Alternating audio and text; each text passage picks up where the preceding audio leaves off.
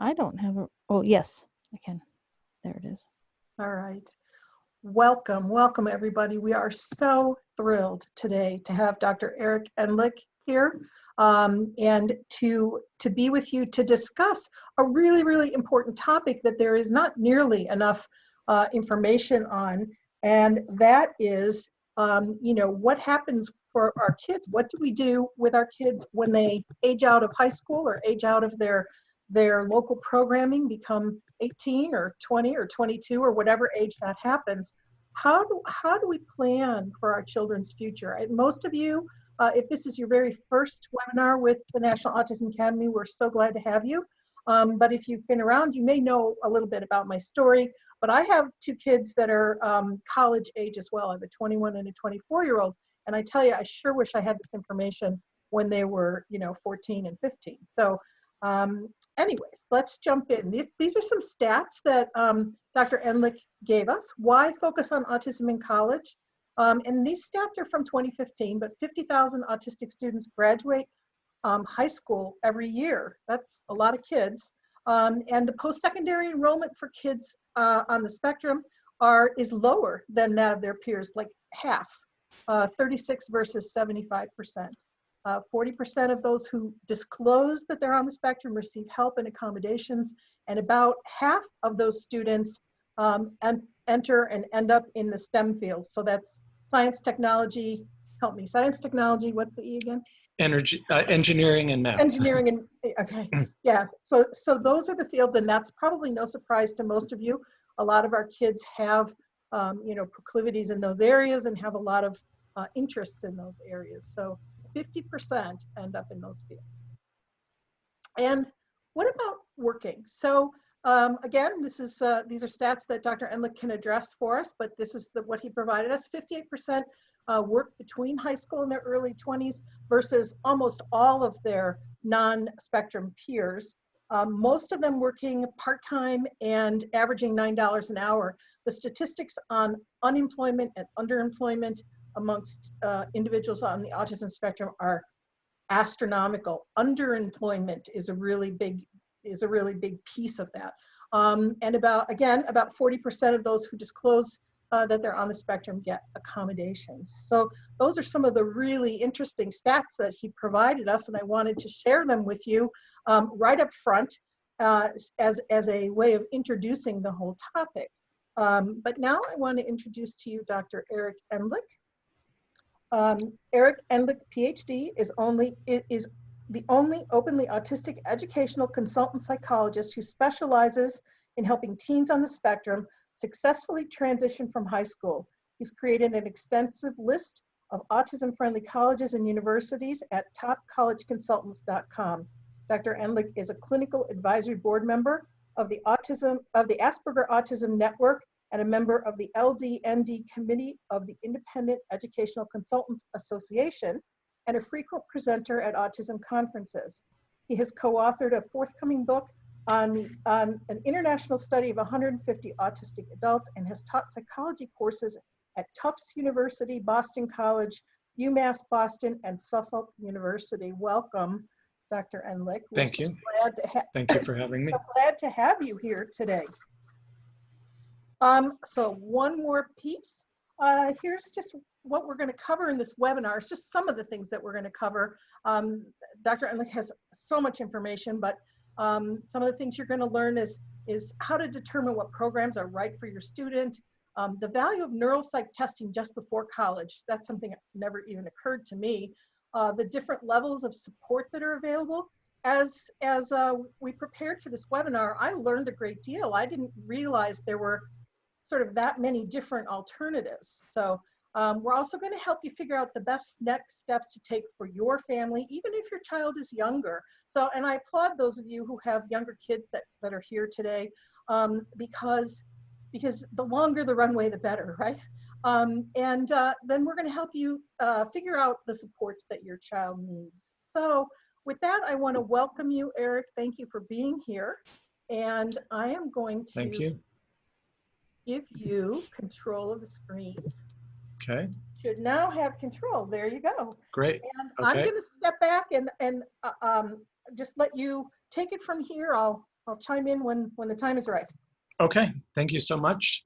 Thank you everyone for joining us. There's so much to talk about, and I welcome your questions and feedback. Jeannie mentioned the transition to work as well, the high rates of unemployment. It's really a cause of concern, and I'm also starting to get involved in looking at that piece of things to encourage neurodiverse, consult to companies on neurodiverse internships, and to help students have work and research opportunities in college. So it's just as important to focus on the transition to work, but of course we're talking about the earlier transition tonight. And I should also mention, I don't know if that was one of the things you mentioned, I'm an autism dad myself, so I have an adult son on the spectrum. All right, so one of the things that I talk with families about when I'm working with families is trying to figure out, is the student ready for college, or where do they fall along that college readiness? And just to boil it down to something really simple, here's a kind of quick way to figure out if your student is ready for college.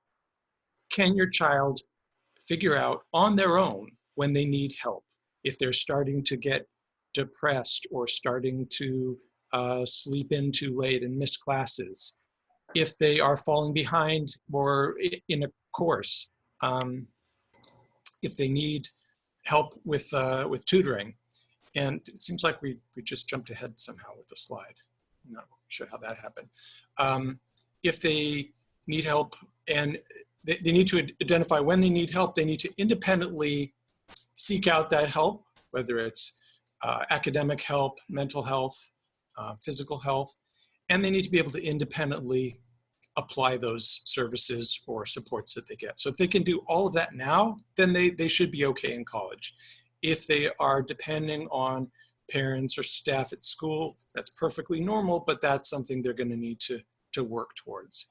And this picture just sort of gives you a visual for how different high school and college or university is. In high school, your time is really very much structured by a long day at school, parents and teachers kind of telling you where you need to be and what you need to do. And in college, you only have a few hours in class and you have a lot of time that you need to be able to structure on your own. I don't seem to have control of the slides right now. Not sure what's going on. Oh, there we go. All right, so here's some of the skills you need in college. We're talking about readiness, college readiness. Of course, you need to be ready for college level work. Now, often students or parents feel very confident about this. If the student is taking, let's say, AP courses or dual enrolled in community college courses while in high school, then they may have already established that, hey, I can do college level work. That's great.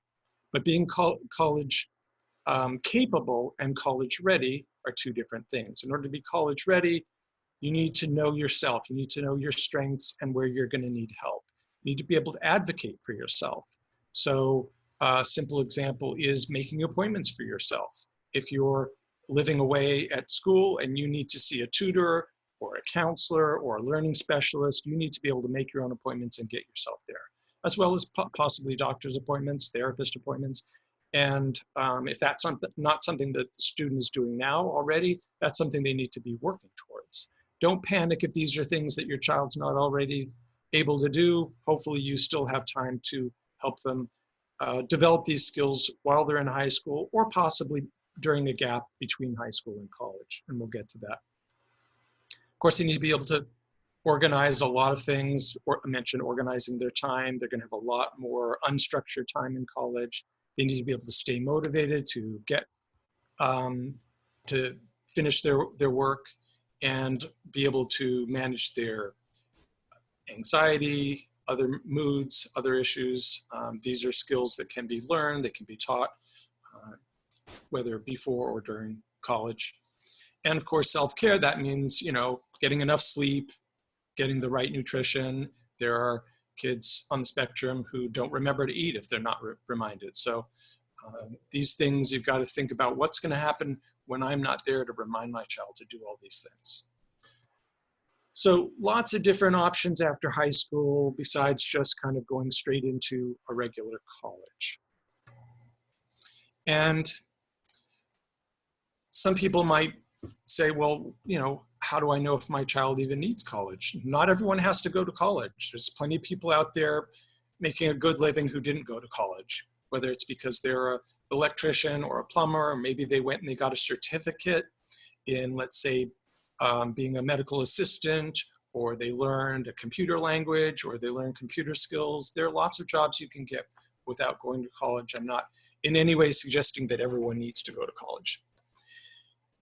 Then there's programs that are non-degree programs where you might get a certificate, but you're actually getting it in a college. Because there are students, particularly students with intellectual disabilities, students who are not college capable, not able to take and pass college courses, who might still want a college experience. And I run into these kids who maybe they have older siblings or peers in high school who are going off to college, and they think, oh, that sounds so fun and exciting, I want to do that too. Well, there are now programs in colleges across the country for students who may not be able to pass college courses, but they can learn vocational skills, maybe get a taste of college, maybe live in a dorm. Some of them are commuter, some of them are residential. We'll be talking about those a little bit. I'm not going to talk about the first one, the non-degree, the learning to go into trades and so on. A very important topic, but can't cover everything tonight. So there are programs for in between high school and college to help you gain skills and mature. And then there's a few different levels within college, which we're going to be talking about.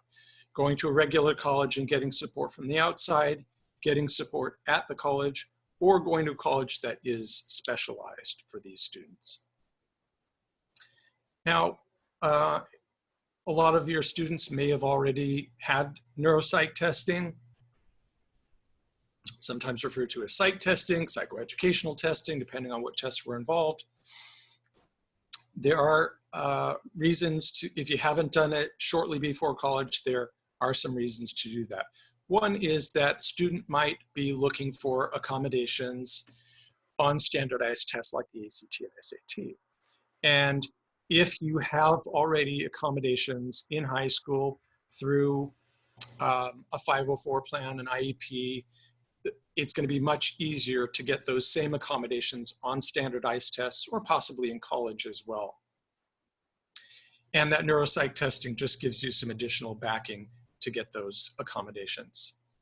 If you're going to be seeking these accommodations while you're in high school, the SAT and ACT accommodations such as extra time on a test, or having taken the test in a quiet room, or possibly taking the test over a longer period of time, over more than one session. You want to find out who at your high school is the contact person to help you with this. It's much easier if you've got someone at school helping you with this. And it seems like we skipped ahead somehow.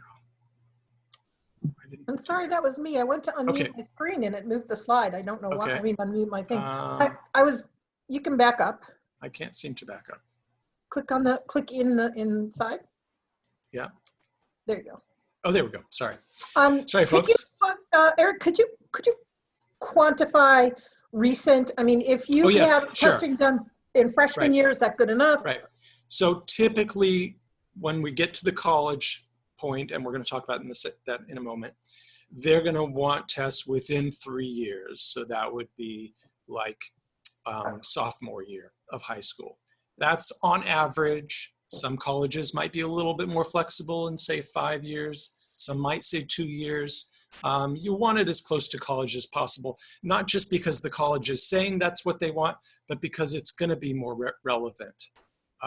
You know, tests on a 13-year-old are not going to be very useful when that's an 18-year-old in college. So you want tests that are close in time, within 1 to 3 years of college, so that they are representative of what that student is going to look like in college. That could be a big aha for some parents who had their kids tested when they were younger. They know, they have the diagnosis, but that you need to retest because our kids mature and they grow and they Mhm. I'm scared to say, maybe kind of grow out of some things and into other Yeah, new issues. right, right. And so you need the current testing. That was an aha for me. Good.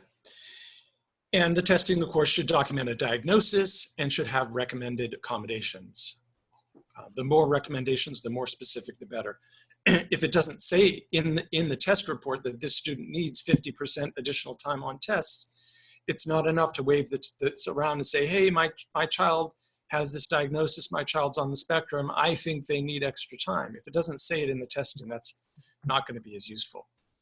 If you're going to go through this process of seeking extra time on standardized tests, leave plenty of time. Leave double or triple what the test company tells you, because they might deny it and you might have to go through it all over again and appeal. And if all of this is stressing you out and you're thinking, well, my child doesn't do that well on standardized tests, know that there are over 1,000 colleges and universities now that are test optional, that don't require you sending any standardized tests at all. That's a whole other topic. Not going to go into great detail on that. That list is growing every year. About one college a week is being added to that list. So about 50 new colleges a year. So students who don't do well on those tests, that's fine. They'll still have plenty of options. There we go. All this is also relevant for when you get into college. So the ACT and SAT, that was just one side point. But when you get to college, there's a good chance, if you have a disability and you were relying on accommodations in high school, that you're probably going to need these in college too.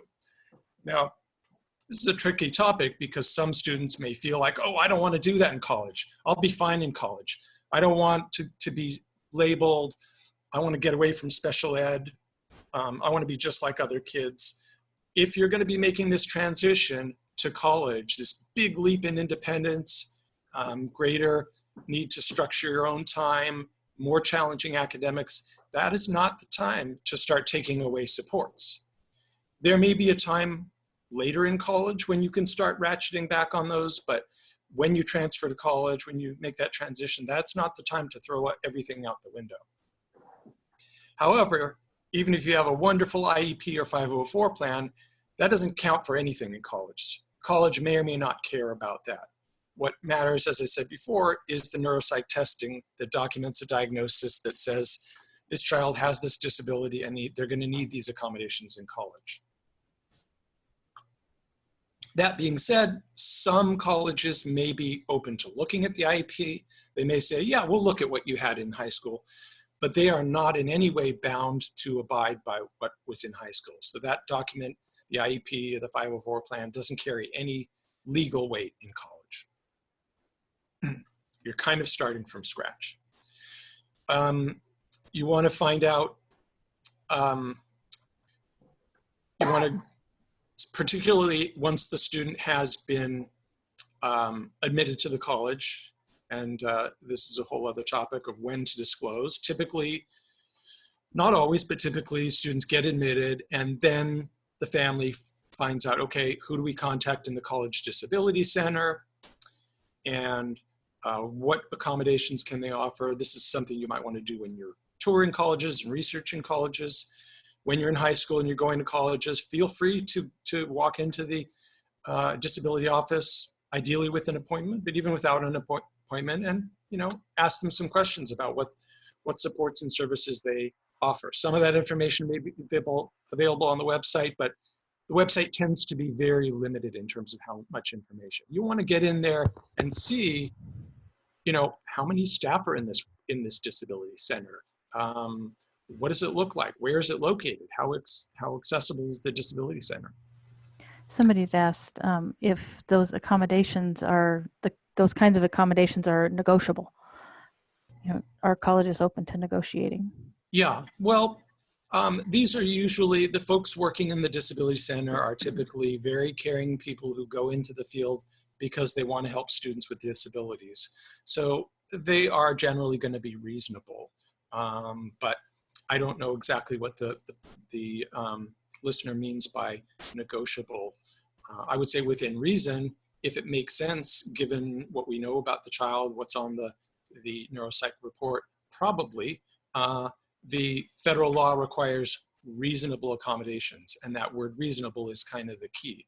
That's true, by the way, both for college and for the workplace. Same law, the ADA that applies to college is exactly the same law that applies in the workplace. If you need accommodations in the workplace, you're entitled to it.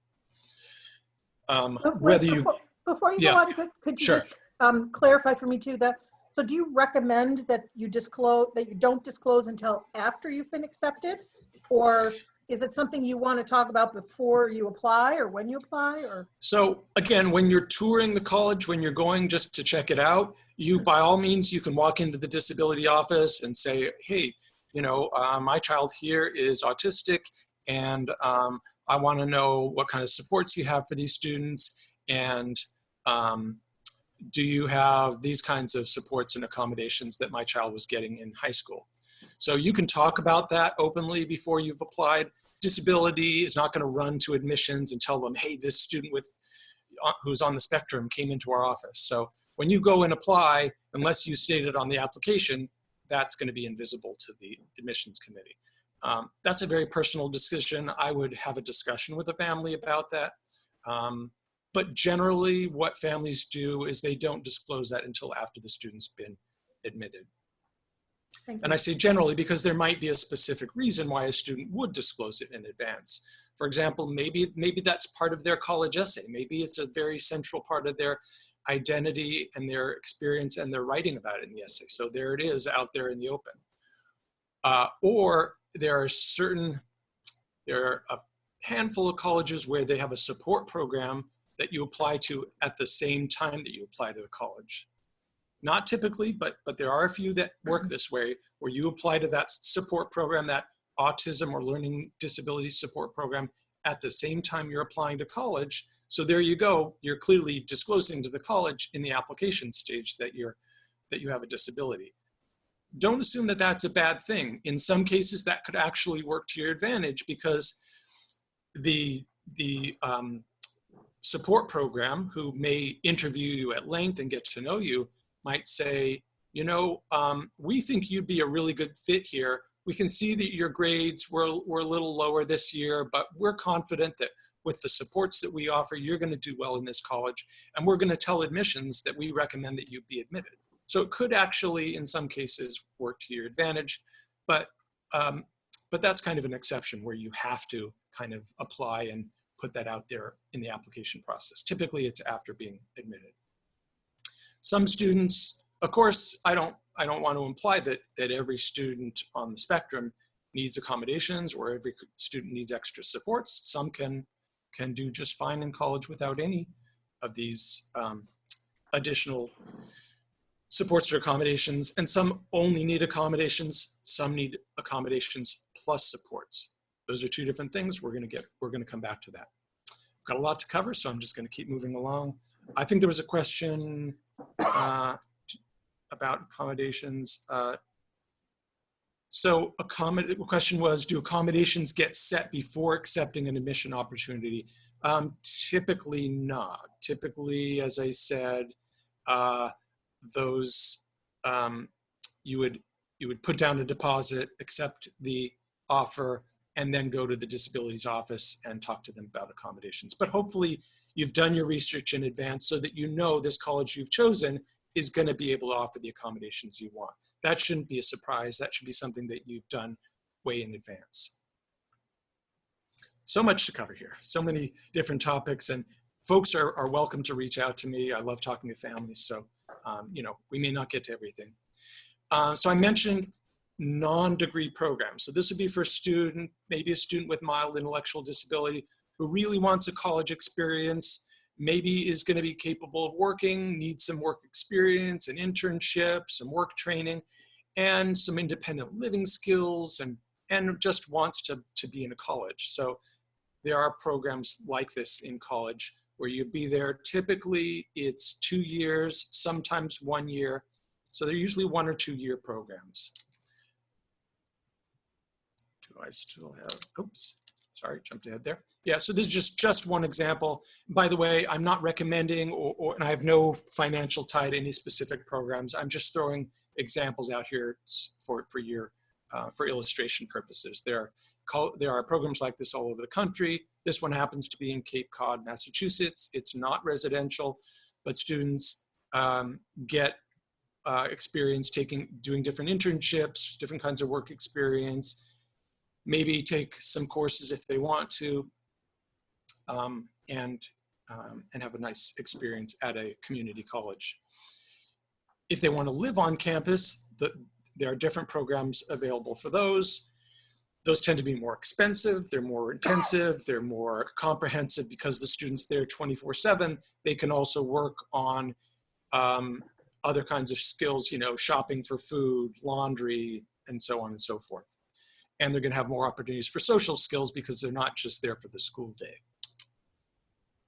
And just one example, also from Massachusetts, which happens to be where I'm located, Threshold programs, part of Lesley University, used to be called Lesley College. Typically a 2-year program, opportunities to extend it beyond that.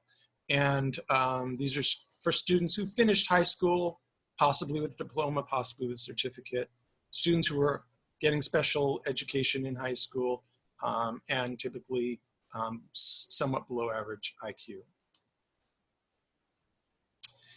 Now, what about for students who are going to go to college, want to go to college, think that they are so-called college material, but aren't quite there yet, need some more time to mature, need some more skills? Well, there's lots of programs to help them get from the high school readiness to the college readiness point. And sometimes they're just a summer program. There are summer college readiness programs. Sometimes it would be a whole year before college. And these would be opportunity to learn about what do I need to do to succeed academically and socially in college, and to learn some organizational skills and social skills. Again, just one example, college internship program or CIP. There's 5 locations throughout the country. Just in case you think I can't count, 2 of them are in California, so there are 5 there. And students live independently in an apartment type of setting. They may have a career track. They may be taking courses at a local college while they're there. Sometimes it's for just a summer program, a full year, or even more than 1 year. One of the nice things about it, they really liaison carefully with families, and they provide support even after the program is over. Dr. Enlick, is there an age requirement for those programs? Usually they're 18 and up, but I don't know that there's an upper limit. Some young people have been in a program like that for several years. Next type of top. So all of the categories I talked about before up to now happen before college or instead of college. Now I'm going to talk about options that involve actually being in college and working towards a degree. First one would be you go to a college of your choice and you get supports from some organization or company outside of the college. Mansfield Hall is kind of a unique example. They have locations 3 different places throughout the country, and students live in a dorm that is Mansfield Hall. They get lots of supports there, but they attend one of the local colleges where they're located. So in Vermont, it's Burlington, Vermont. There's a few different colleges there, like UVM and St. Michael's and Champlain College. Wisconsin, Madison, Wisconsin, obviously University of Wisconsin, and some other options, Eugene, Oregon. So that's one option. Beyond Booksmart, New Frontiers, some other companies that I know of. These are companies that can provide executive functioning coaching, like time management, getting assignments done, learning to structure your time and be organized. Students can hire these companies externally no matter where you happen to be in college. So maybe you have your heart set on a particular college for whatever reason. It offers the major that you want, or your family went there and everyone loves that college. You can go anywhere you want and hire someone on the outside to help you succeed, help you learn those executive function skills. And Focus Collegiate is a Boston area, ostensibly non-residential program. So you could go to any college in Boston and hire Focus Collegiate to give you the support locally for that. Those are, again, just some examples. There are other examples out there as well. So If someone wanted to find one in their area, what would they look for? What would they, what would you Google? Autism supports for college, or how would you find them? yeah, that's a really good question. Might look up like executive function coaching and then put in your local area. Maybe you find an executive function coach in your area who can meet with you in person, off-site. That would be one example. I could think, if families talk to me, I can help them think through their specific situation. So now we go up to what I think is sort of like the next level of intensity. Remember, any college is going to give you is going to have the ability and the legal obligation to give you accommodation. So if you need extra time on tests, if you need a note taker, what have you, you should be able to get that legally and practically at any college in the country. But what if you need more than accommodations? What if you need services like a learning specialist, like someone to meet with you and help you navigate the social environment, or other kinds of supports? Well, there are comprehensive programs. Some of them are autism specific. Some of them are more sort of general for students with learning differences, including autism. Many of these programs are an added expense, and I know college is very expensive to begin with, so I'm sorry about the bad news. It's just the reality. You're paying for these staff time. You're paying for a higher level of support. Personally, I hope that this changes in the future. I have a whole talk and article which addresses this, but this is the state of the situation. Many of them cost extra. I have a list on my website, by the way, and I break down what they cost. So they don't all cost extra. You can see which ones are which on my website. We'll get that link at the end. You're going to get services that are more coordinated and that are going to be better kind of managed if you're getting the services at the college than if you're getting them from outside of the college. Because if you're meeting with someone in the college and they're helping you get your assignments done, they're going to know that electronic system by which you submit your assignments to that college. These days, as you may or may not know, students don't necessarily hand in a physical paper. They may submit it electronically, or get involved in other academic aspects electronically. So the folks at the college are going to know how this works. They're going to know the people in residence life, in the residence halls. They're going to know the professors. If they need to be an intermediary in some way to help you get the services you need, they're going to be much better positioned than someone on the outside. Some of these programs have a social skills component or a socializing component, some don't. And usually you can get support the whole time you're in college, but you might just need it for the first year, and then you might not continue with the program after the first year if you're doing well. One example, and this is an LD program, not an autism specific program. This is Curry College in suburban Boston. It's a relatively small college. Their PAL program they've had for a long time. And about a quarter of all students at the college take advantage of this program. So it's so commonly used that if you're in the PAL program, you're not stigmatized. You're not going to feel like you're not part of the mainstream, because it's very commonly used. Many students just use it for the first year. Some use it go beyond the first year. And by the way, when you're in college, this is true across the board. If you're working towards a degree in college, the curriculum is not modified. So you may have a disability, you may have accommodations, you may have a tutor and a coach. Bottom line, you have to do the same things every other student does. You don't get fewer assignments or easier assignments. Every student has to do the same thing.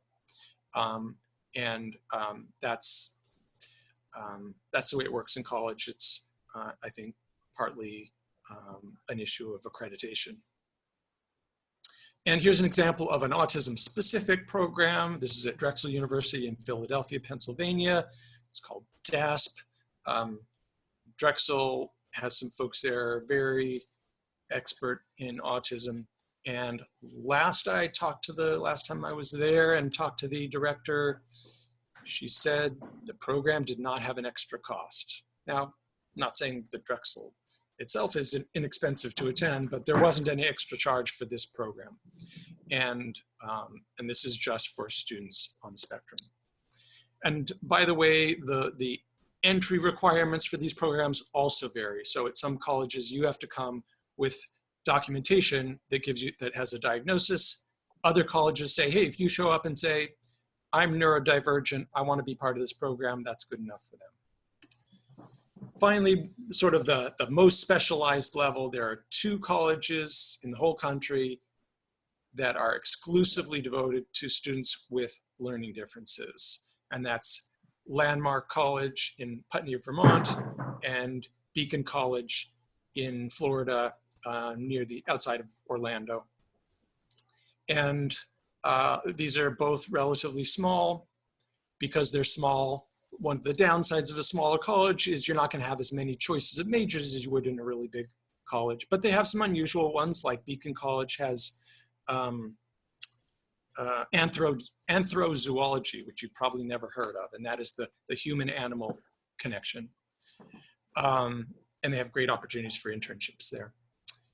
The plus side of going to a college that is exclusively for students with learning differences, you're certainly not going to be bullied, teased, stigmatized, or feel left out, because everyone there is coming with different challenges. Everyone who works at that college all the instructors, all the staff are familiar with this population because that's all they deal with. So they're going to be much more patient and accommodating, and it's going to be a familiar, comfortable environment all around. But that's not for every student. Lots of students don't want to go to a college like that or want to go to a specific college for a specific reason. They want a specific level of academic challenge or a particular major. So no one college can be right for all students.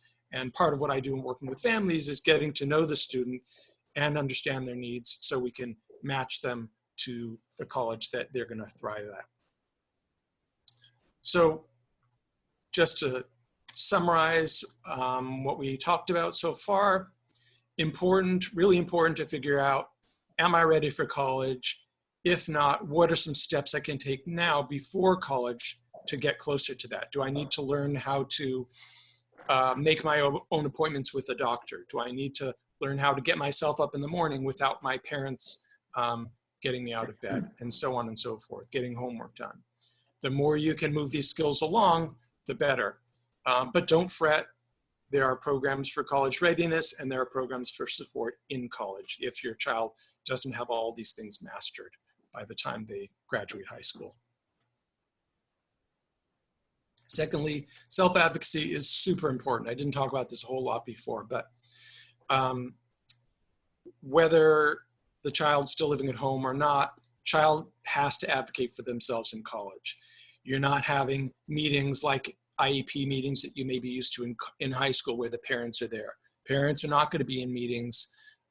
Most likely your child is an adult or shortly will be an adult. You don't even have the legal right to know if your child is going to class or failing their classes unless your child signs a FERPA waiver once they turn 18. So students have to advocate for themselves. We talked about accommodations.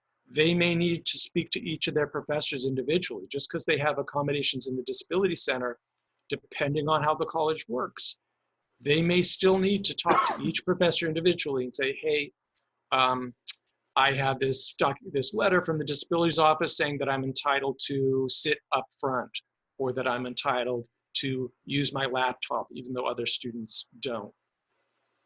And so they have to be able to advocate. Really important. And again, if they're not there yet, that's something to start working on. And then finally, know what level of support your student needs. And this is something that I work with families to figure out. What has helped them thrive up to now? What are some of the supports that are probably going to help them in college?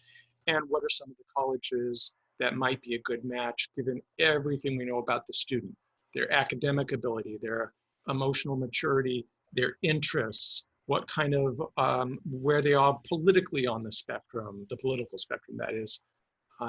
So look at all the stuff to figure out what's a good match for them college-wise and how can we get them through the application process successfully. Eric, And, could you yeah. give us a little bit more on the difference between support and accommodations? Just sort of identify what falls Sure. under category of accommodation and what's a support. Yeah, and just again, every college by law can and should be able to give you accommodations. So that's not something special. If you go to a college and say, "Hey, my child's autistic, what do you have for me?" I guarantee you, especially in the admissions department or even the disabilities, they're going to say, "Oh, we have lots of students. We have some students on the spectrum, and we can accommodate. We can have all these different accommodations," meaning that they can make adaptations to help your child succeed, such as extra time on tests, taking a test in a separate class, being able to use their computer in the classroom, being able to sit in a particular spot in the classroom, being able to take food back to their dorm room. That's probably something any student could do, but we didn't get into sensory sensitivity. And maybe there's lots of things in college that can challenge sensory sensitivity. A single room.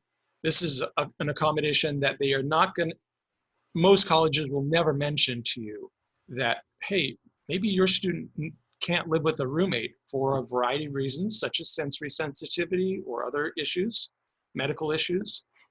Maybe your student needs to be in a single without a roommate. Well, that is an accommodation. That's a tough one to get that's harder to get because there just aren't as many single rooms available at most colleges. It's kind of a financial thing.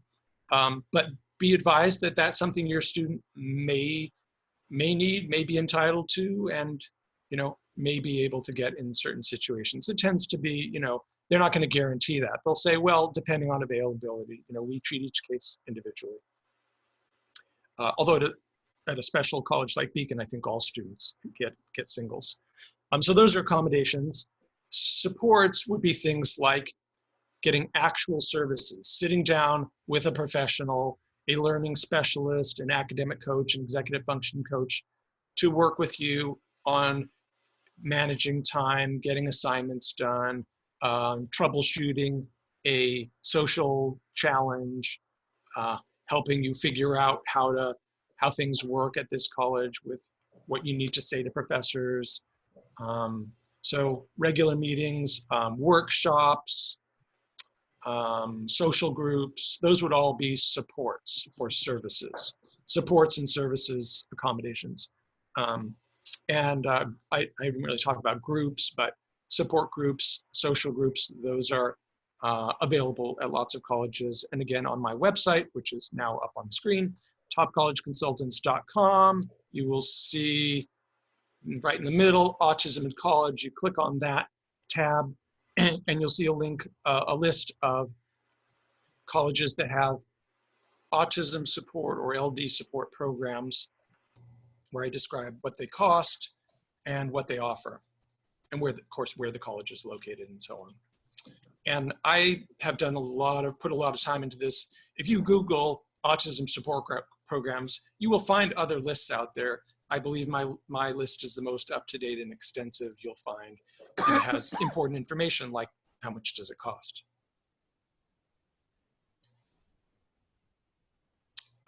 So if you want to talk to me, you're welcome to reach out to me at Eric or info@topcollegeconsultants.com. Here's my phone number. Or if you go to my website, you'll see ways to contact me through the website also, contact form.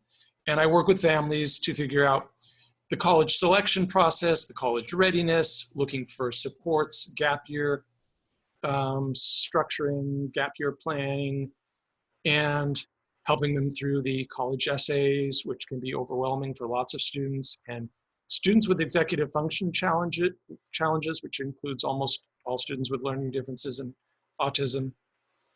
For those students, writing tends to be one of the hardest things. because it's so unstructured. Okay, here's a topic, go sit down and write an essay on it. That's so much harder for most students on the spectrum than things like math problem sets or a book report for an English class. So help with the essays and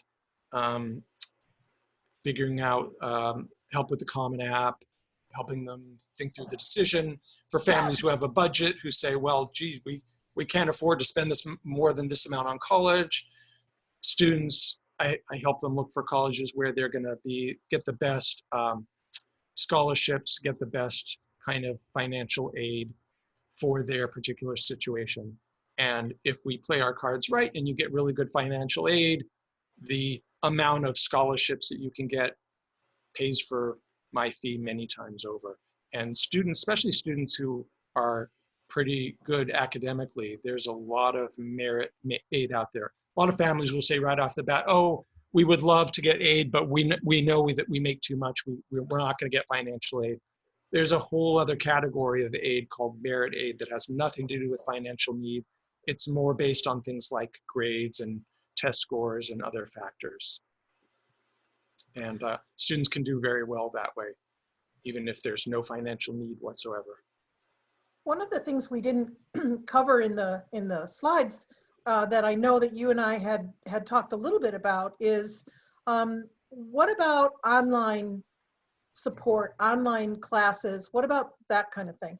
Mm-hmm. So going to college online as opposed to going to a residential college. Yeah, that's it. That's absolutely a valid option. That is really an exploding field, more options than ever. It's certainly a lot less expensive. So if cost is an issue, that is certainly a way to cut down costs.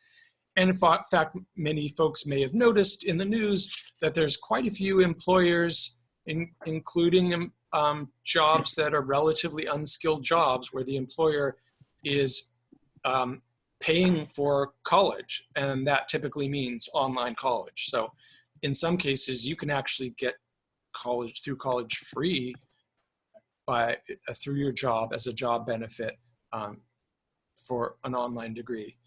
So advantages, number one, it's a lot cheaper. Number two, it's often self-paced to some degree. So depends on the course. Some courses you can kind of go through more quickly or slowly, depending on your ability. You can study when you want.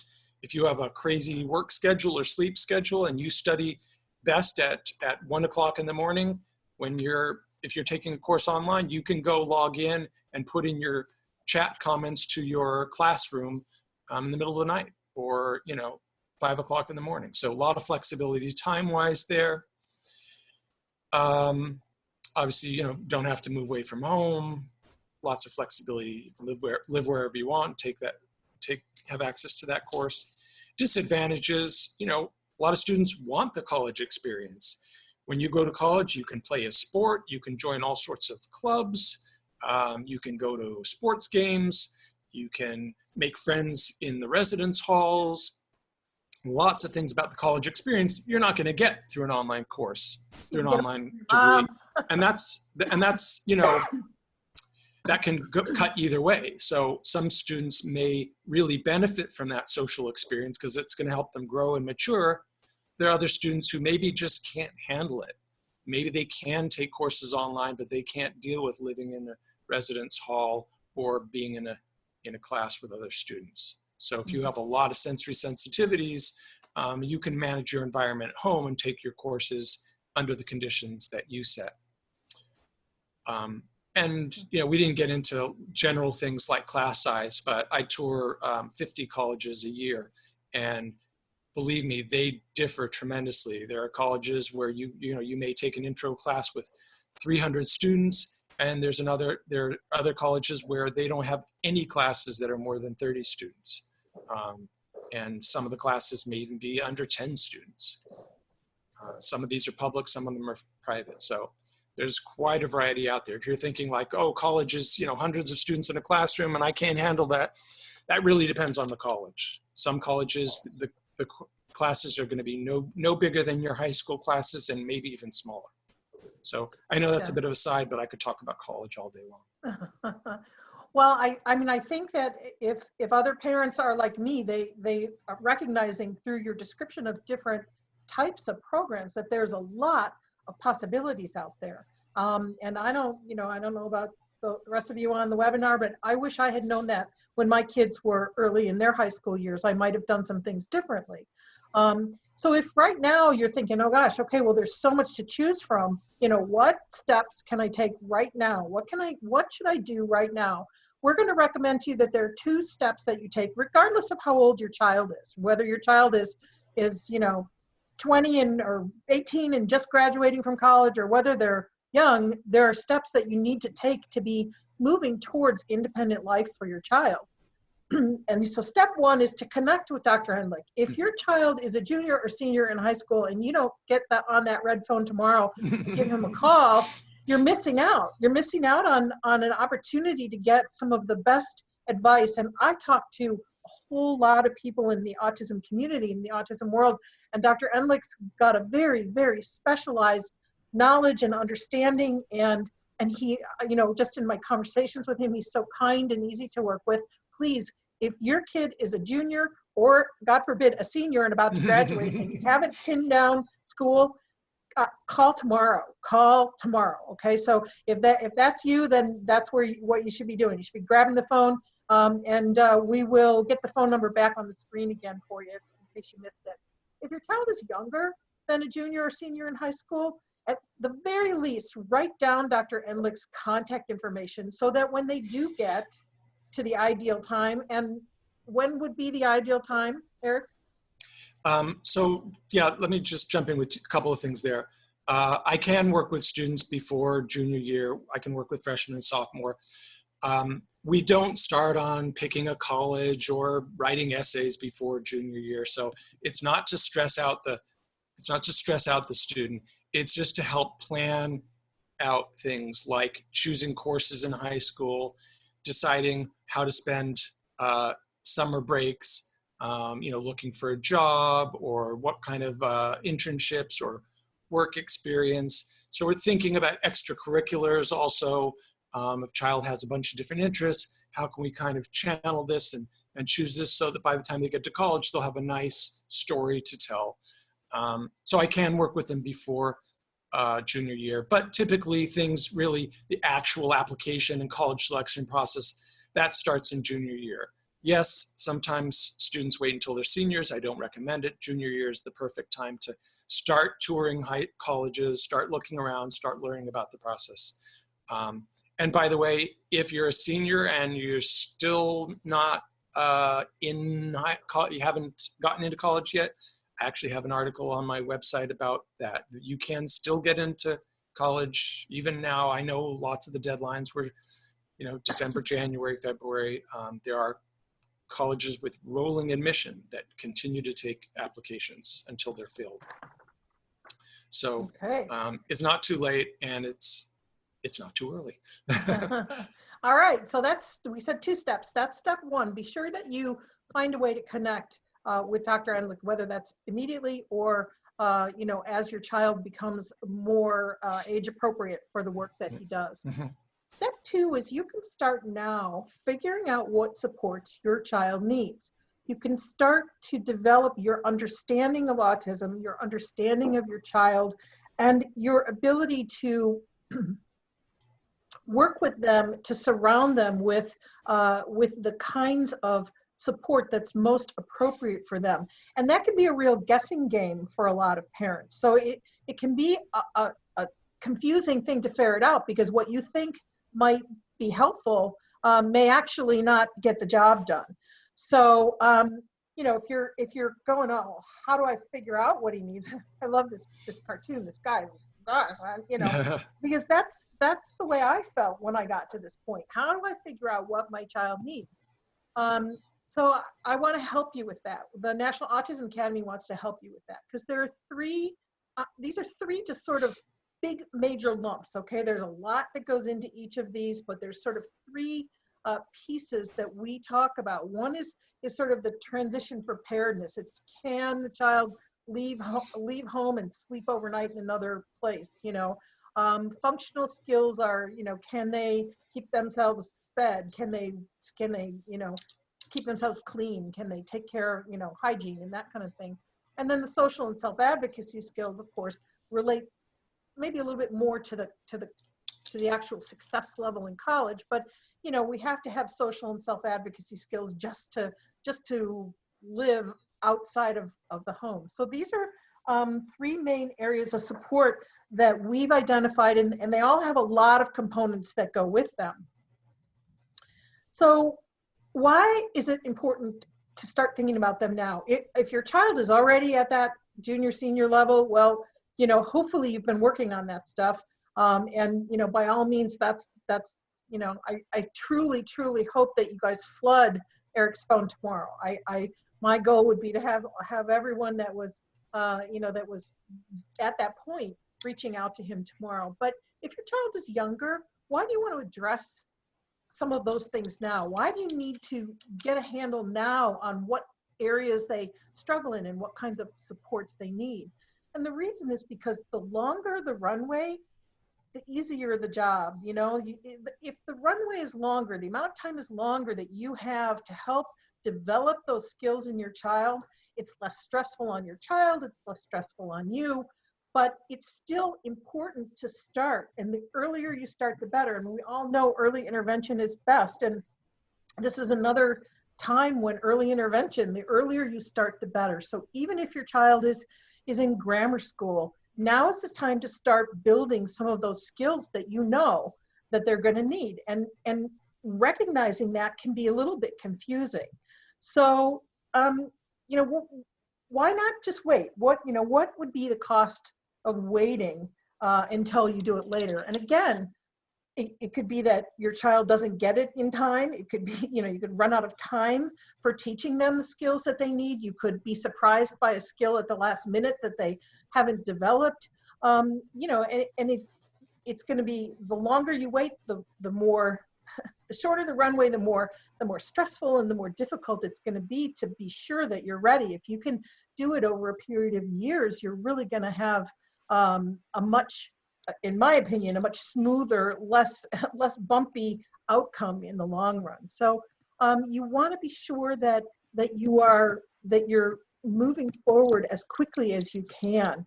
And think about the cost of not, I'm going to back up for a second. Think about the cost of not learning what your child needs, the cost of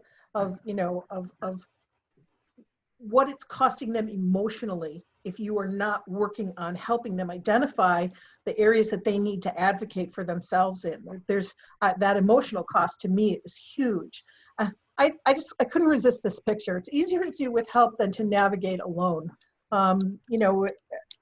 Trying to pull it out of thin air is a lot more difficult, and that's something that's tough for our kids on the spectrum. But trying to pull it out of thin air is a really difficult task sometimes, especially if you're newer to the autism journey, or if maybe you've found a groove. I hear that all the time. Parents find a groove for a time being. The child is doing okay, and then the child takes the next step up, and suddenly what was working before is not working anymore. What do I do now? You sometimes feel like you're starting over again, or some crisis occurs and that sends you back through reinventing. It feels like reinventing the wheel again. So it's easier to navigate this when you've got the support and help. So we've created an ASD transition training. It's a very simple, small workshop, and it will support you in every age. It's not necessarily about being in high school or college. It's about recognizing early on what areas your child has deficits in, what areas are support. For me, I think if I had known when my son was 7 or 8, what I didn't learn until he was 18, I would have been working on some other things like increased flexibility. I didn't know that I was missing the boat on not teaching him to be flexible. And it was so much more painful for him when I tried to teach him that later in life than when we started working on it early. So whatever age your child is at, this transition workshop is going to be a really, really powerful opportunity for you to identify and perhaps even prioritize what areas you want to work in. And I just want to remind you, as the parent, you're driving the bus. You know, the school's not going to tell you to do this. Your students probably not going to tell you what, you know, this is what I need, Mom. So do you know how to functionally do what needs to be done to identify what your child is going to need, to help to refine that, to help to provide the type of training that they're going to need so that they can eventually, when it's time to go to college, be really ready? Because so many of our kids are so smart and they're so capable and they're able to do this. They're able to go away to college.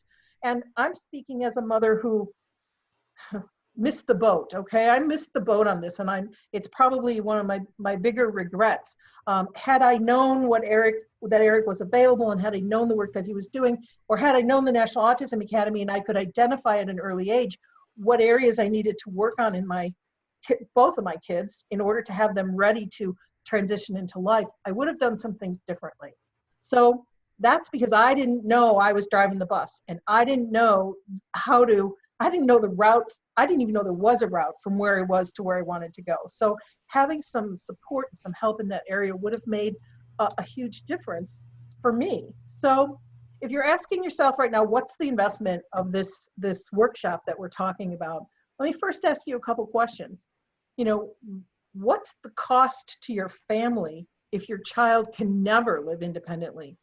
And at the National Autism Academy, we really believe that autism is a different ability.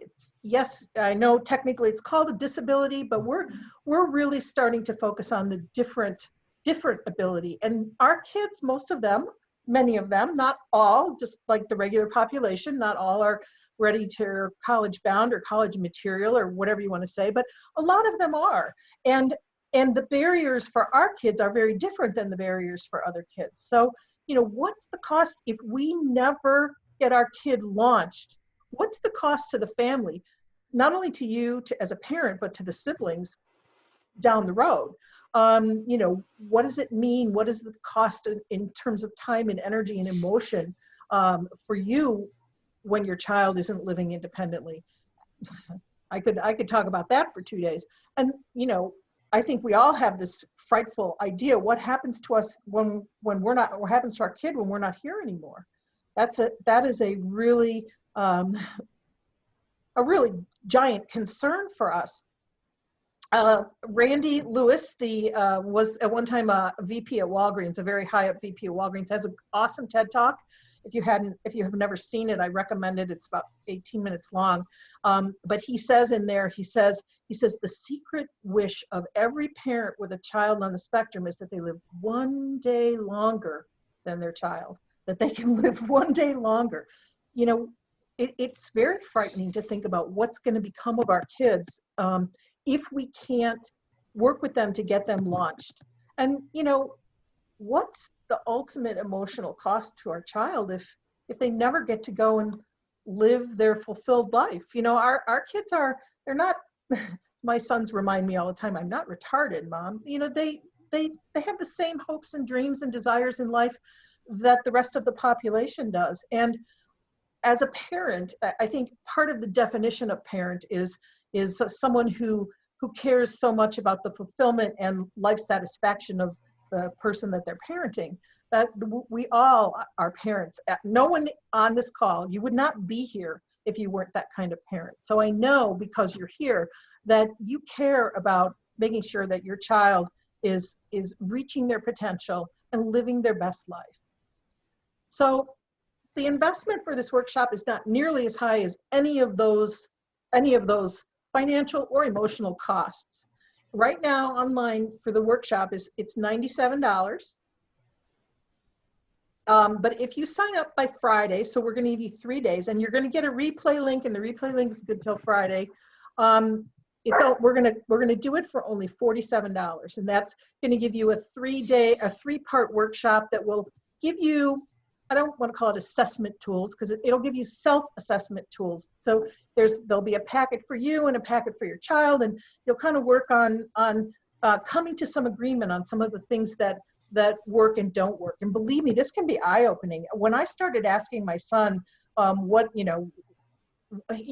used to have a real struggle going to school in the morning, and it was the bus. So I started driving him, but then he wanted to go earlier and earlier. And I said, why do you have to go so early? Well, what I learned was that when he got there at 6:30, he was the first student into the commons area, and it was quiet. And then the noise and the commotion built gradually, and he didn't have to just walk in and be, bombarded by the sensory overload. And that was much more comfortable for him, and he was able to manage that. But it didn't happen until I started having a dialogue with him. I didn't understand those things or what was driving those things. So the one other piece I want to offer you is, if you sign up tonight, before the end of the webinar, and we're going to take questions from Dr. Enlick here and try to get all of your questions answered. But if you sign up before the end of the webinar, after you take this 3-part training, and the dates aren't set, but it's going to be in March, and it'll be easy peasy. It's going to be 3 one-hour sessions, and they'll be recorded. So if you miss one, or or distracted or whatever, you'll have plenty of opportunity to consume the material. But if you sign up tonight before we finish Q&A, I will give you a free transition planning call, which will include a discussion between you and myself and your child, if that's appropriate, or just us parents or whatever, talking about some of the things that might be supports for your child and get them on the runway towards being ready for Dr. Enlick when they get to the point where they're ready for college. So I hope you'll decide to join me. You can register for the training. Again, it's $47 from now until Friday. At Friday, it's going to go back to $97. But if you register before the end of this call tonight, we will give you a free live private consultation. So I hope you decide to join us. I'm so excited about the opportunity to help parents begin to get their head wrapped around some of the difficulties that they're facing. And so with that being said, we're going to go to Q&A. So I want to start the Q&A by asking Jana. Jana, do you have questions in the chat that we haven't gotten to? No. In fact, Dr. Enlick was in the question and answer box, Okay. answering the couple that were there. So we've got And them. nothing in the chat? No, everything's been covered. Okay. That was in there. So we want to open it up for questions. So Jana, should they raise their hand if they have a question? They're going to have to, yeah. They're going to have to Okay. raise their hand, and we can. So if you have a question that you want to ask, if you can raise your hand, you go in, you can see where to raise your hand. You might want to tell people where that is. Scroll down to the bottom. Oh, there's a couple hands raised. Jana, you want to feed us some questions? Okay. We're going to do this one. Lori. Go ahead and ask your question, Lori. I can't hear her. I can't either. Can she type it into the chat or Q&A? Yeah, she could type She the doesn't have question into the chat. a microphone turned on or volume turned on. Yeah.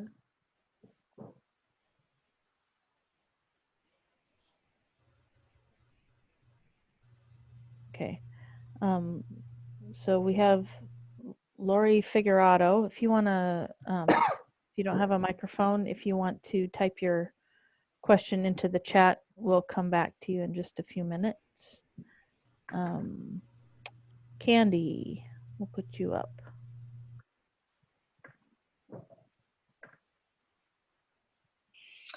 There you go. All right, Candy, go ahead. Hello. Hello. Hi. Hi. I was wondering if you could repeat the jobs that were at the beginning. I was still trying to get kids settled after dinner. I guess they're more like technical or. Yeah, yeah, sure. I think I saw that question in the chat and then it disappeared before I had a chance to respond to it. When I was talking, I mentioned that not all students need to go to college or want to go to college. And some folks take a vocational track, either going straight to a job, but I should also mention the military, of course, is an option. But the ones that I mentioned were trade school, like becoming an electrician, plumber, carpenter, welder, and so on. Learning, or HVAC, heating, vent, air conditioning, construction. A second one was healthcare certificates. So like being a EKG technician or a radiology technician or being a medical assistant, or coding or billing in the medical field. So whole bunch of different, becoming a certified nursing aide, CNA, lots of different options in the healthcare field that don't require getting a college degree. That being said, of course, there's certainly huge advantages, financial and otherwise, to having a degree. And the third was IT. So learning a computer language, getting a certification, say on Microsoft Office or different applications that would allow you to potentially get jobs requiring computer or IT skills without actually having a degree. And that's becoming more and more common. Lots and lots of online certificates for computer or IT skills. I have to ask, is there a job creating video games? Certainly, yeah, someone's got to do it. You know, we didn't really get into the whole work world. That's a huge topic, but just to mention briefly, there are companies that are now deliberately recruiting job applicants on the spectrum. So there are companies that are starting, either the whole company is trying to bring in autistic employees across the board, or they have a program within the company, Microsoft being just one example, where they have a sort of planned recruiting efforts to bring in more employees on the spectrum. So that is a trend that we're seeing more and more, that companies are actually not only are they not discriminating, but they're actually looking for employees on the spectrum, because folks on the spectrum have particular strengths. You know, it's an autism spectrum difference, not necessarily a disorder or disability, depending on, that's a whole other topic, but there are strengths that autistic employees bring to the table, but that's a whole other topic away from college. Let's get back to the college questions. All right, Jenna, you have a couple more questions? Yeah, we will bring up Nikki. I'll unmute her. All right, Nikki, go ahead and ask your question. Okay, can you hear me? Yes. Yep. Okay, great. So I actually am a transition counselor, and I work in a school where most of my students are on the spectrum, and ADHD and on the spectrum, but mainly on the spectrum.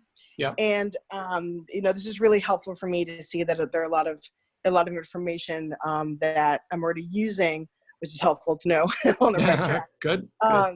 But also, you know, what I'm finding right now for my juniors, mainly some seniors, but mainly juniors and some sophomores, I have parents that are asking me about summer programs.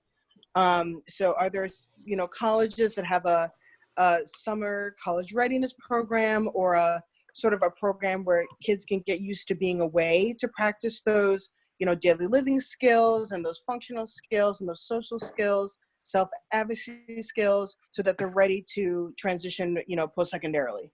Yes, absolutely. Short answer is yes. If you're wondering, well, which colleges or which kind of programs, you know, that's getting into a lot more detail.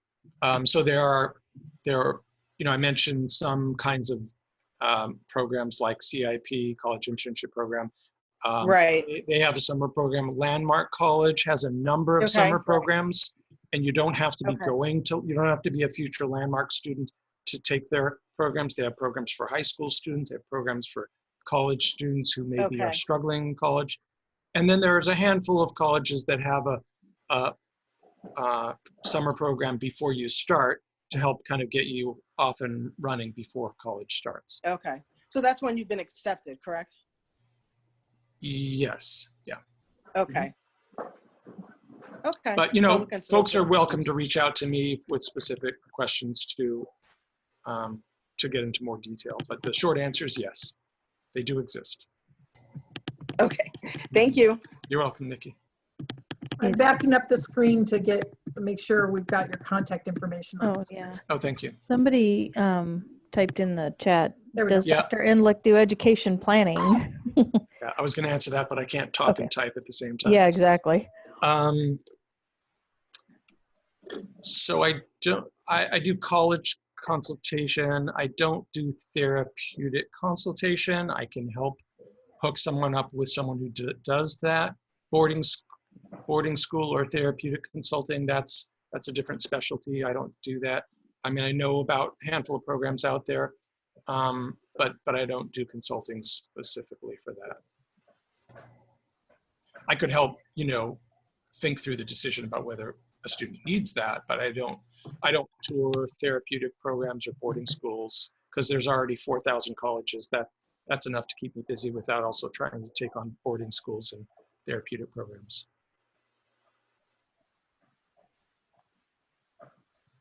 But, Okay. you know, if somebody wants to reach out to me for resources, the name of a consultant or that sort of thing, I'm not going to charge to answer a question like that. All right.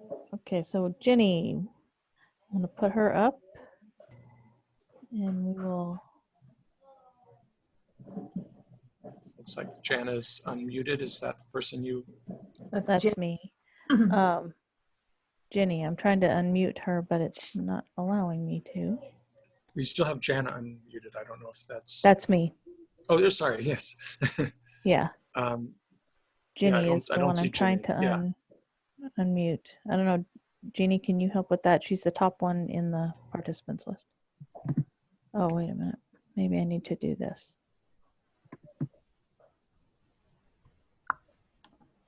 There we go. Okay, Got Jenny, it. go ahead and ask your question.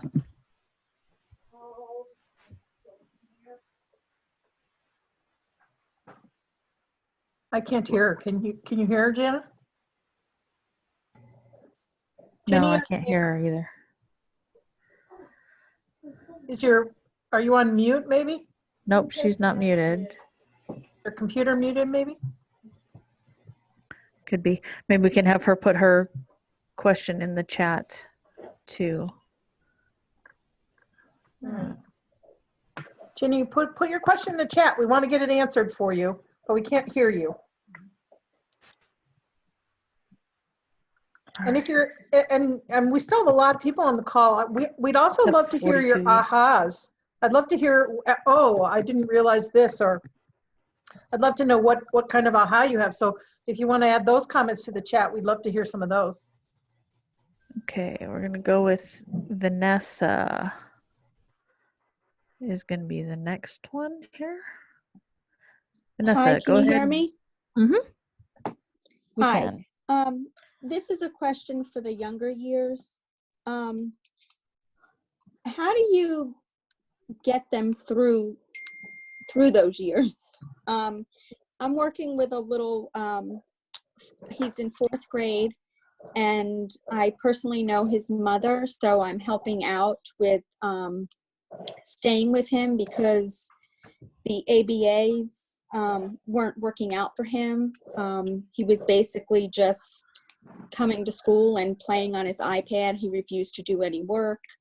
And he's always saying, you know, school is stupid. Why do I have to learn this? And I was just wondering if you could possibly give me some tips on what I should do to Keep them encourage. engaged. Right, because right now, what I'm doing is he loves the iPad. He just wants to be on there and play games. So we have a must do and a may do, and it's difficult to get him to do the must-dos. So what I do in the morning is I bring him in a room and I go, while he's playing on the iPad, I go over all the expectations for the day. And he listens to me, he responds back to me, but he doesn't always want to do what's expected of him. You are not alone. You and Yeah. every other parent that's had a kid on the spectrum, and every other parent, teacher, or therapist that's worked with a child on the spectrum. I would invite you to. We have training courses available that speak exactly to that type of support, to training the individual who's working with the child, whether it's a parent, a teacher, or therapist. We have different, it's the same core material, but they're different examples and different options depending on what you're doing. So you might be best in the parent training, but motivation for a child on the spectrum is a totally different subject than motivation for a child who's not on the spectrum. And there's a lot of pieces and parts that go into that. I don't know, Eric, do you want to share anything else about that? I mean, that's sort of getting into a consultation on an individual session, individual student, where a behavioral expert of some kind would need to analyze, to do sort of a behavioral analysis and try to figure out what are the what's going on here, what motivates the student, what demotivates or distracts the student. There's so many different factors. I can't just sort of throw out one thing that motivates all students. But clearly, you mentioned the iPad. That's something he's excited about. That could be used in small doses as a reward for desired behaviors. That's just one simple example. But and also just in terms of kind of comforting yourself, remember that, as I'm sure you see, students mature, students learn, they acquire a lot of skills. We're talking about students with a developmental delay, typically, who may get to the same place, but may take much longer, may take several years before they get to the same place that that other students are. So these skills may come online, this emotional maturity, executive function may continue to develop for many years. In the normal brain, executive function skills, part of the frontal lobe development, isn't finished until our mid to late 20s, 26, 27. It's not a coincidence that you can't rent a car until that age. But with students with a developmental delay, you could be talking another 3-4 years or even longer. So, I know it's frustrating, but yeah, Vanessa, the National Autism Academy definitely has help for you to work with your child, to make it easier on him and on you, and help you understand. All of our trainings are evidence-based and clinically proven through 25 years of work from our clinical expert, Dr. Tim Wahlberg. So I really encourage you to reach out to us and to check out some of our online trainings, because we can help you with that. Okay. Thank you so much. You're welcome. You're welcome. What else we got, Jana? All right, we have Joanne has a question. I'm gonna put her up. Hi. Hey, Joanne. Hi, Joanne.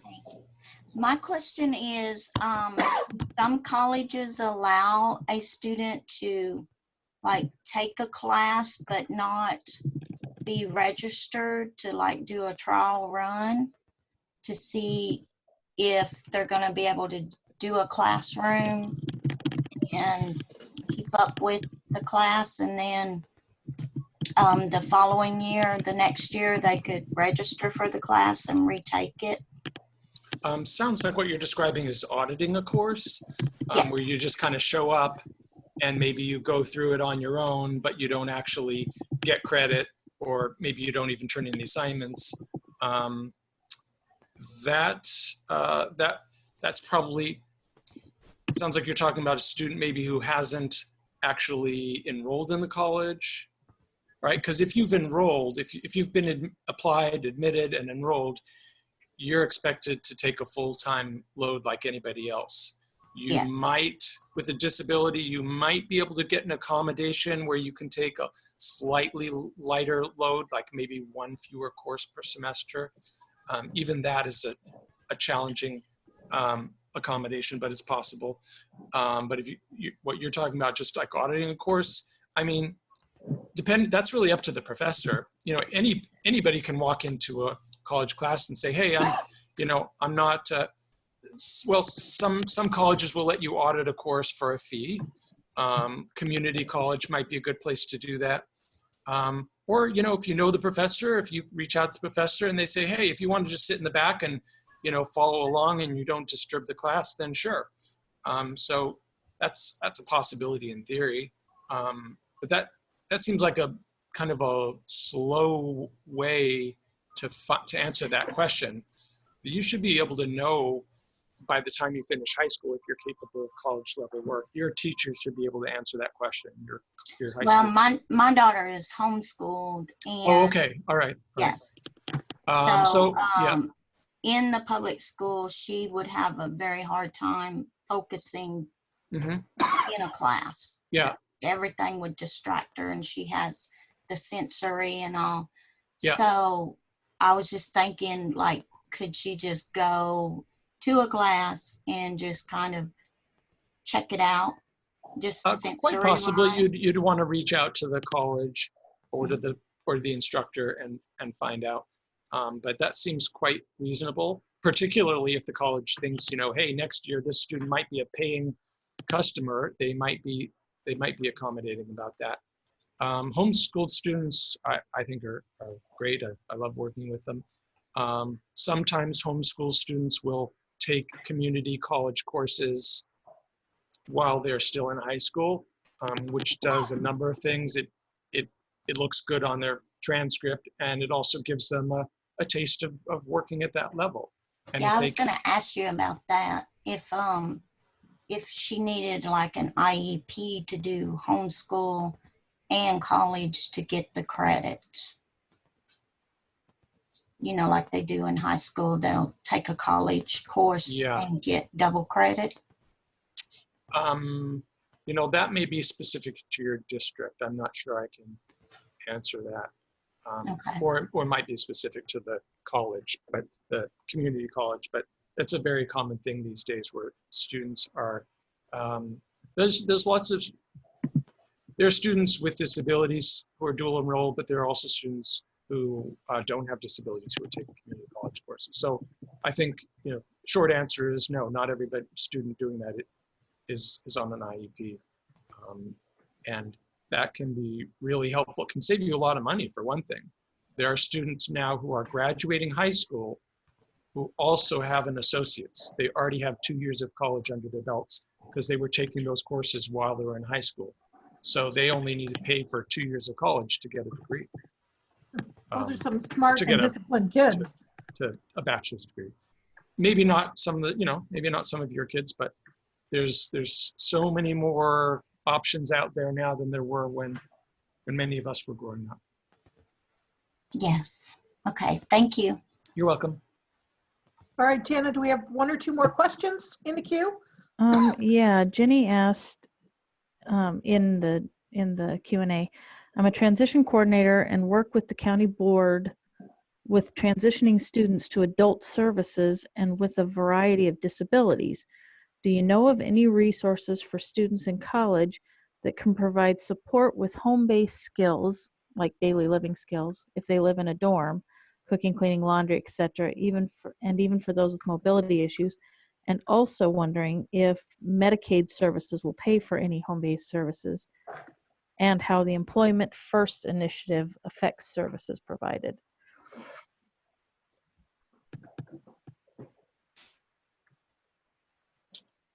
Can you read that again? Because I was looking at the question, but I realized I can't see the whole question. Okay. The first half of it was that she works with, Oh, okay, I see now. It's 2 parts. Oh, yeah, sorry. there's 2 Okay. questions there.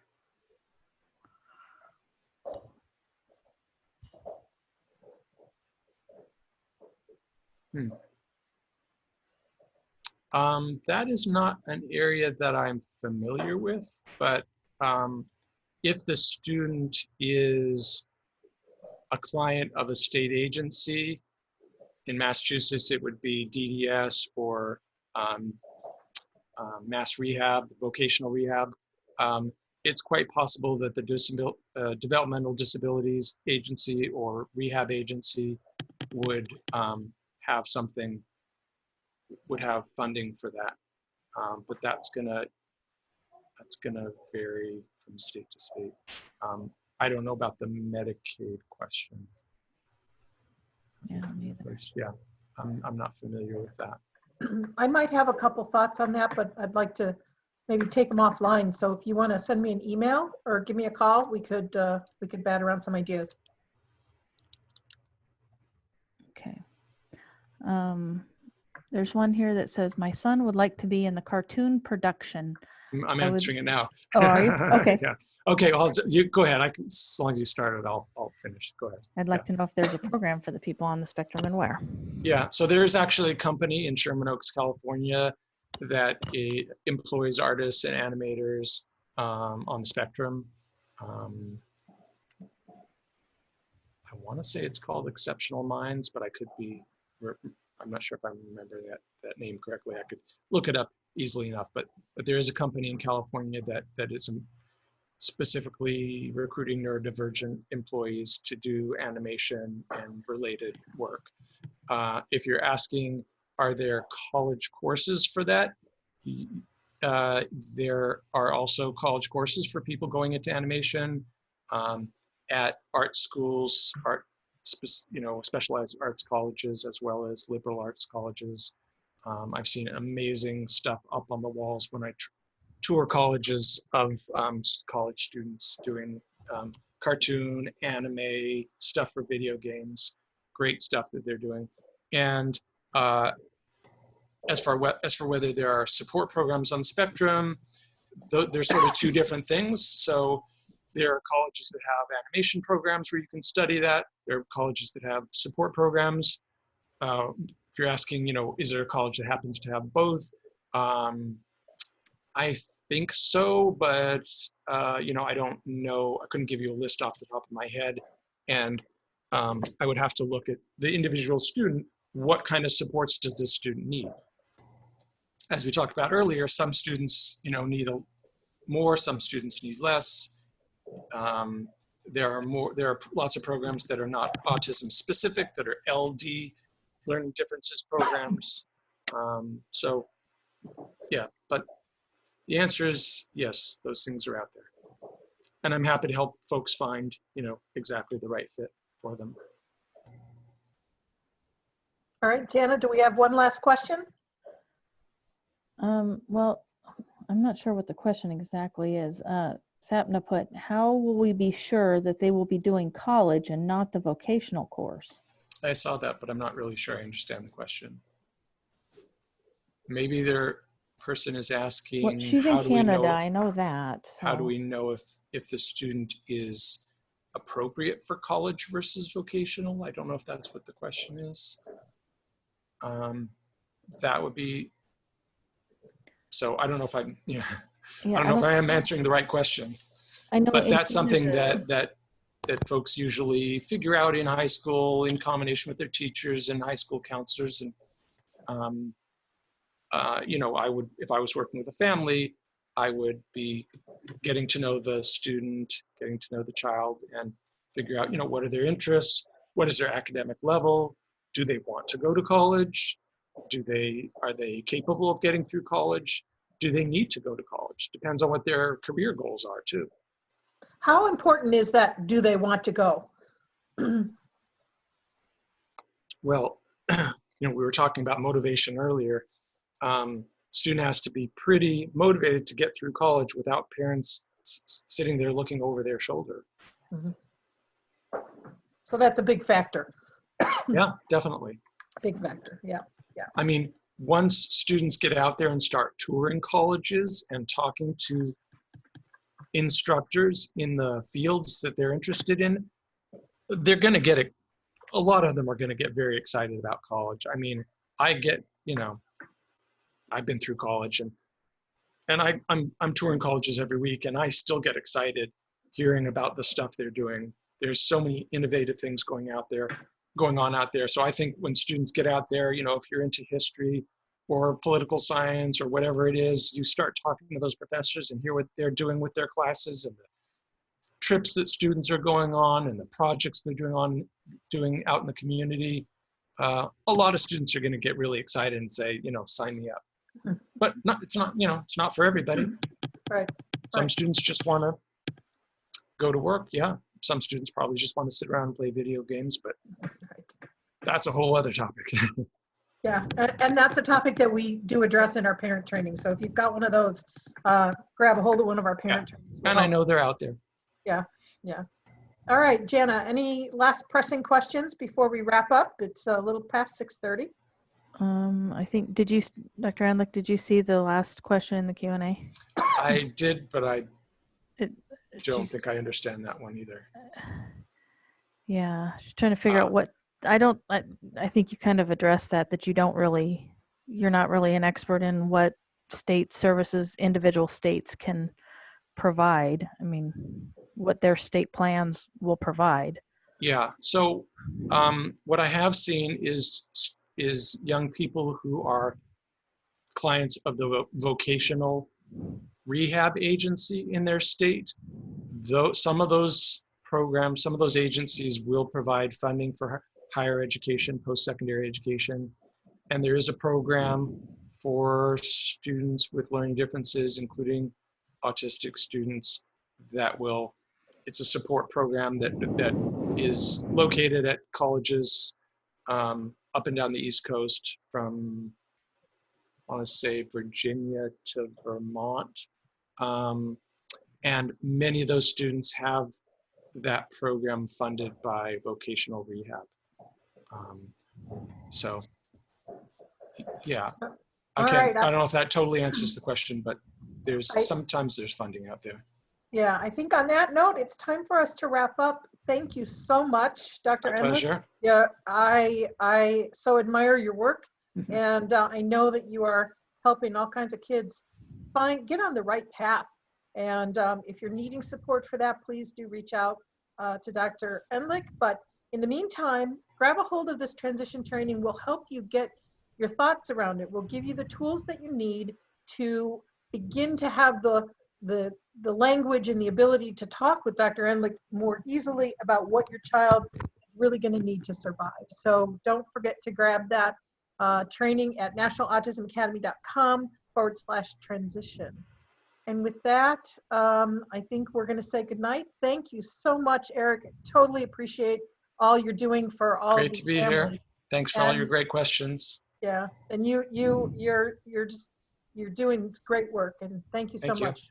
Yeah, so you can also find Dr. Endlick's information on our website on the resources page, the preferred providers page, if you want to look there, if you need it and didn't grab it before. So with that being said, thank you so much, everybody. Good night, and Bye. be well. Bye.